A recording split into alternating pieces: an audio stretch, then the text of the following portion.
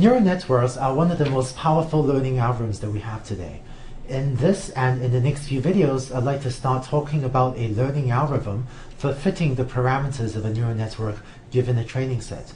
As with the discussion of most of our learning algorithms, we're going to begin by talking about a cost function for fitting the parameters of the network.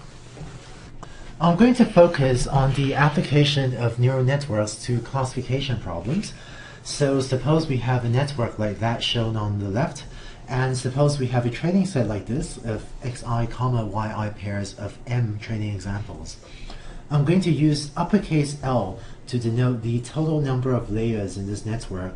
So for the network shown on the left, we would have capital L equals 4. And I'm going to use S subscript L to denote the number of units, that is the number of neurons, not counting the bias unit in layer L of the network. So for example, we would have S1, which is the input layer, has 3 units, S2 in my example has 5 units, and the output layer S4, which is also equal to SL because capital L is equal to 4, the output layer in my example on the left has 4 units. We're going to consider two types of classification problems. The first is binary classification, where the labels y are either 0 or 1. In this case, we would have one output unit. So this neural network on top has 4 output units, but if we had binary classification, we would have only one output unit that computes h of x. And the output of the neural network would be h of x is going to be a real number. And in this case, the number of output units SL, where L is again the index of the final layer, because that's the number of layers we have in the network. But so the number of units we have in the output layer is going to be equal to 1. In this case, to simplify notation later, I'm also going to set k equals 1. So you can think of k as also denoting the number of units in the output layer. The second type of classification problem we'll consider will be multi-class classification problem, where we may have k distinct classes.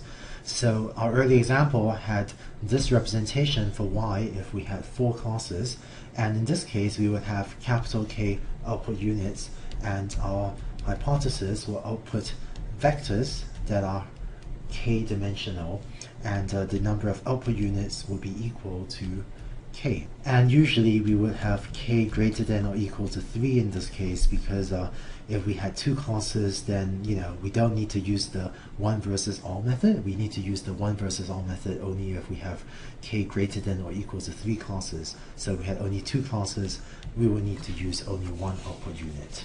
Now let's define the cost function for our neural network. The cost function we use for the neural network is going to be a generalization of the one that we use for logistic regression. For logistic regression, we used to minimize the cost function j of theta that was minus 1 over m of this cost function, and then plus this extra regularization term here, where this was a sum from j equals 1 through n, because we did not regularize the bias term theta 0. For a neural network, our cost function is going to be a generalization of this, where instead of having basically just one logistic regression output unit, we may instead have k of them. So here's our cost function. Our neural network now outputs vectors in Rk, where k might be equal to 1 if we have a binary classification problem. I'm going to use this notation h of x subscript I to denote the ith output. That is, h of x is a k-dimensional vector, and so this subscript I just selects out the ith element of the vector that is output by my neural network. My cost function j of theta is now going to be the following, is minus 1 over m of a sum of a similar term to what we had for logistic regression, except that we have this sum from k equals 1 through k. This summation is basically a sum over my k output unit. So if I have 4 output units, that is if the final layer of my neural network has 4 output units, then this is a sum from k equals 1 through 4 of basically the logistic regression algorithm's cost function, but summing that cost function over each of my 4 output units in turn. And so you notice in particular that this applies to yk hk, because we're basically taking the kth output unit and comparing that to the value of yk, which is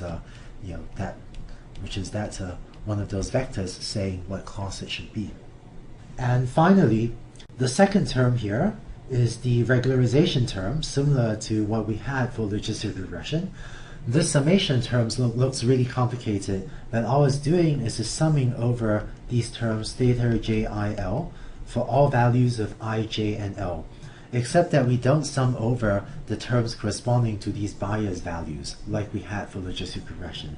Concretely, we don't sum over the terms corresponding to where I is equal to 0. So that is because when we're computing the activation of a neuron, we have terms like these, theta I0 plus theta I1 x1 plus and so on, where I guess we could have a 2 there if this is the first hidden layer. And so the values with a 0 there, that corresponds to something that multiplies into an x0 or an a0. And so this is kind of like a bias unit. And by analogy to what we were doing for logistic regression, we won't sum over those terms in our regularization term because we don't want to regularize them and string their values to 0. But this is just one possible convention, and even if you were to sum over, I equals 0 up to SL, it'll work about the same, and it doesn't make a big difference. But maybe this convention of not regularizing the bias term is just slightly more common. So that's the cost function we're going to use to fit our neural network. In the next video, we'll start to talk about an algorithm for trying to optimize the cost function.